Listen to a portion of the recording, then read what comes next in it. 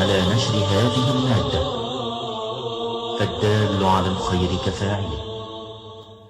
يا أيها الذين آمنوا إن تنصروا الله ينصركم ويثبت أقدامكم.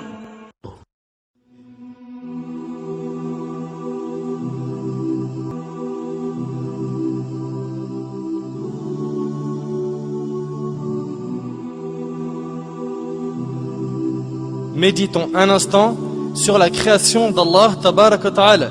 Mon frère, ma sœur, imagine qu'un jour tu te retrouves face à un tableau magnifique. Tu t'arrêteras sûrement devant celui-ci, tu l'observeras, tu demanderas qui est-ce qui l'a dessiné. C'est sûr et certain, tu vas te dire qui est-ce qui l'a dessiné, ce magnifique tableau. Et tu t'en souviendras longtemps. S'il en est ainsi des tableaux qu'ont dessiné les êtres humains, qu'en est-il des magnifiques tableaux qu'Allah Tabarak wa Ta'ala a créés et qu'il a disposés partout autour de nous?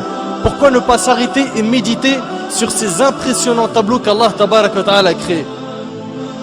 Sachez mes frères et sœurs qu'à tout moment où vous observerez la création d'Allah et que vous méditerez dessus, vous vous rendrez compte qu'à chaque fois vous vous retrouvez face à une chose d'une splendeur inouïe. On se doit de méditer sur tout détail qu'Allah Tabarak wa Ta'ala a créé. À chaque fois que le soleil se lève ou se couche, à chaque fois qu'on voit la lune, à chaque fois que la pluie tombe, à chaque fois qu'on voit les nuages, à chaque fois qu'on se retrouve face à un beau paysage tel que les montagnes, la mer, la verdure, etc. Il faut s'arrêter face à cela et méditer. Et méditer. Regardons chaque détail du corps humain. Nos mains, nos poils, nos yeux, etc. Et méditons. Chaque plante, chaque oiseau, chaque papillon, chaque feuille d'arbre. Méditons. On ne doit pas négliger cette grande adoration qu'est la méditation. À chaque fois que l'on observe une invention, on peut reconnaître les qualités de son auteur à travers les détails de cette invention. Par exemple, l'inventeur de l'ordinateur était sûrement quelqu'un de très intelligent. Les constructeurs des pyramides étaient sûrement des gens forts. L'auteur d'un joli tableau est sûrement un artiste très doué, etc. Qu'en est-il du créateur de cet univers? La première chose sur laquelle on doit méditer est la création de cet univers parfait par Allah Tabarak wa Ta'ala qu'il a créé à partir du néant. Allah Tabarak wa Ta'ala a dit dans Sourate Al-Baqarah, et médite un petit peu sur ce verset. Allah Azza wa Jalla a dit dans Sourate Al-Baqarah, Sourate 2, verset 117, Badi'u samawati wal-ard. Badi'u samawati wal-ard, qui signifie il est le créateur des cieux et de la terre à partir du néant. À partir du néant. Allah Azza wa Jal est le seul capable de créer à partir du néant. Il dit à la chose soit et elle devient. Soit et elle devient. Cela signifie que les cieux et la terre sont des chefs-d'œuvre qu'Allah Tabarak wa Ta'ala a créés. Regardez subhanallah.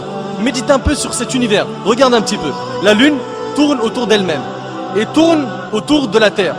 La terre tourne elle aussi autour d'elle-même et tourne autour du soleil avec la lune. Toutes les autres planètes tournent autour du soleil et tournent aussi autour d'elles-mêmes. Et leurs satellites eux aussi tournent autour d'eux-mêmes. Et tout ce système solaire, comprenant le soleil, la terre, la lune, les planètes, les satellites, les étoiles, etc. Tout cela appartient à notre galaxie qui est la Voie lactée. Subhanallah, c'est quoi cette perfection? C'est quoi cette perfection? La méditation sur la création d'Allah Tabarak wa Ta'ala va donc nous aider à laver nos cœurs. Si tu observes la mer par exemple, combien de gouttes d'eau y a-t-il dans ces mers et ces océans? Comment cela se fait-il qu'il y a certaines mers qui ne se mélangent pas alors qu'elles se rencontrent? Comme dans le détroit Gibraltar. Comment cela se fait-il qu'elles ne se mélangent pas? Et pourquoi l'eau salée de cette mer qui s'évapore puis qui se transforme en nuage et nous parvient n'est-elle plus salée? L'eau de la pluie. Subhanallah, ça part d'une eau salée et ensuite c'est de l'eau qui n'est plus salée. D'autre part, saviez-vous que si ces mers étaient stagnantes, elles auraient pourri? Tout cela prouve une chose, c'est qu'Allah Azza wa Jal a tout organisé à la perfection.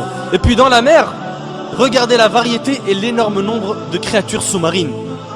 Médite un petit peu sur les poissons. Regarde, subhanallah, leur couleur. Regarde un petit peu comment ils sont, leur taille, leurs yeux, leur mode de vie. Regarde tous ces poissons, subhanallah, ils sont tous nourris. Tous ils mangent à leur faim. Médite, médite, médite sur les montagnes, le soleil, les animaux. L'essentiel est de méditer sur la création d'Allah Tabarak wa Ta'ala. Abu Sulaiman, rahimahullah, a dit: habituez vos yeux aux larmes et vos cœurs à la méditation. Habituez vos yeux aux larmes et vos cœurs à la méditation. Mes frères et sœurs, je sais que cette adoration était ignorée par un grand nombre parmi nous. Faisons-la revivre afin d'améliorer notre relation avec Allah tabaraka wa ta'ala. Et je termine en demandant à Allah Azza wa Jal de faire de nous des pieux qui réfléchissent et qui méditent sur la création d'Allah Azza wa Jal. هذا ما أعلم والله عز وجل أعلى وأعلم. سبحانك اللهم وبحمدك أشهد أن لا إله إلا أنت أستغفرك وأتوب إليك وبارك الله فيكم وجزاكم الله خير والسلام عليكم ورحمة الله وبركاته.